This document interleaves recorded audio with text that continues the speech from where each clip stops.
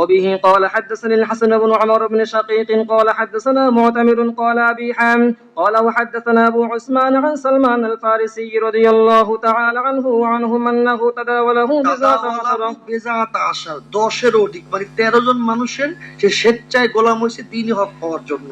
এলেম হাসিল করা এত সহজ না, নিজেকে বিলায় দিতে হয়। চলো হ্যাঁ। من رب إلى رب. وبه قال حدثنا محمد بن يوسف البيكندي قال حدثنا سفيان عن عوف عن أبي عثمان رضي الله تعالى عنه وعنهم قال سمعت سلمان يقول أنا من رام هرمزا.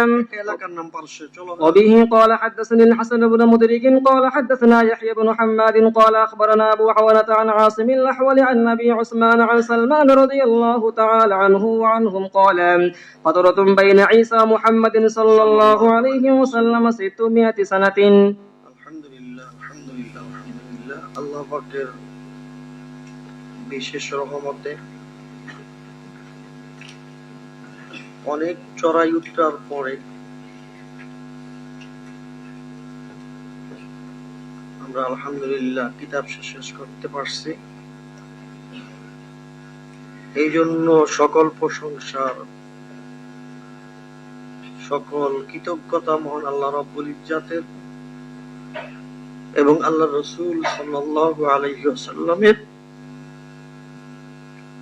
আসলে আমি একটা কথা কসম খেয়ে বললো মনে হয় হানেস হব না, শেষ দিন দেখেই কথাটা আমাকে বলতে হচ্ছে বাস্তবতা বোঝানোর জন্য।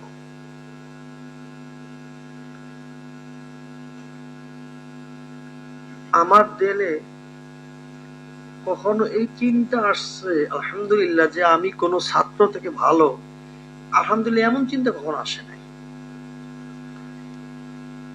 প্রশাসন চালাইতে হইলে চোখে রাখ থাকতে হয়। আমি প্রত্যেকটা ছেলেকে প্রত্যেকটা উস্তাদকে আমার থেকে আমি অনেক ভালো মনে করি, এটাই বাস্তবতা। যদি এটা কেউ বিশ্বাস করে তবুও বাস্তবতা, বিশ্বাস না করলেও বাস্তবতা। আমি তো আমার কলব সম্পর্কে জানি, তবে আমি নির্দোষ না, আমার অনেক ভুলভ্রান্তি আছে। আসলে একটা ওস্তাদের যেই পরিমাণ এহসান থাকে ছাত্রের উপরে, আমি ব্যক্তিগত আমি মনে করি ছাত্রদের এহসান ওস্তাদের উপরে, বিশেষ করে আমার উপরে এর চেয়ে একটু কম না। আজকে আমি আব্দুল মান্নান, একটা ইংরেজি শিক্ষিত ছেলে, তার সামনে তোমরা বর্ষবিদে আজকে সে বুখারি পড়াইতে পারছে। যদি কেউ ঘন্টায় না বসতো আমারটা আমার মধ্যেই থাকতো। অতএব ওস্তাদের যতটুকু অবদান ছাত্রের উপরে আছে, ছাত্ররা যে ওস্তাদের উপরে নাই এটা কথা ঠিক না।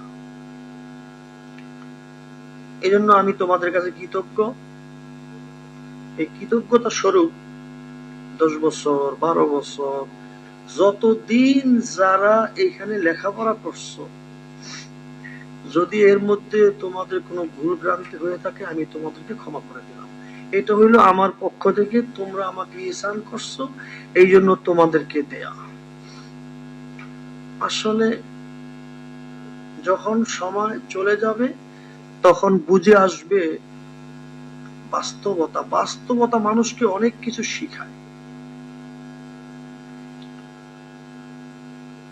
আমার তোমাদের উপরে কোনো রাগ নাই, তবে অভিমান তো অবশ্যই থাকতে পারে মহব্বত করে তোমাদেরকে এই হিসাবে। আর অভিমানটাও এই জন্য যে তোমরা মানুষ হচ্ছ না, সেই জন্য বাপ মায়